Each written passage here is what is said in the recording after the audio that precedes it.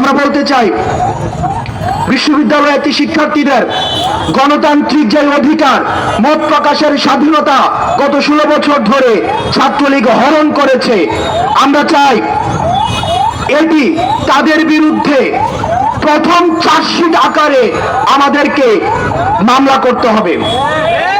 দ্বিতীয়ত, শিক্ষার্থীদের ন্যূনতম যে মানবাধিকার রয়েছে, থাকার জায়গা, শিক্ষার জায়গা, খাবারের যে অধিকার, সেটিকে হরণ করার জন্য তাদের বিরুদ্ধে দ্বিতীয় চার্জশিট আনতে হবে।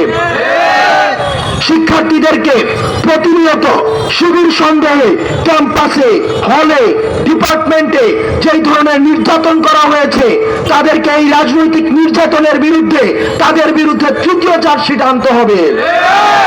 চতুর্থত, আমরা দেখেছি কিছু কিছু শিক্ষক, তারা ছিল পার্ট টাইম শিক্ষক এবং ফুল টাইম রাজনীতিবিদ।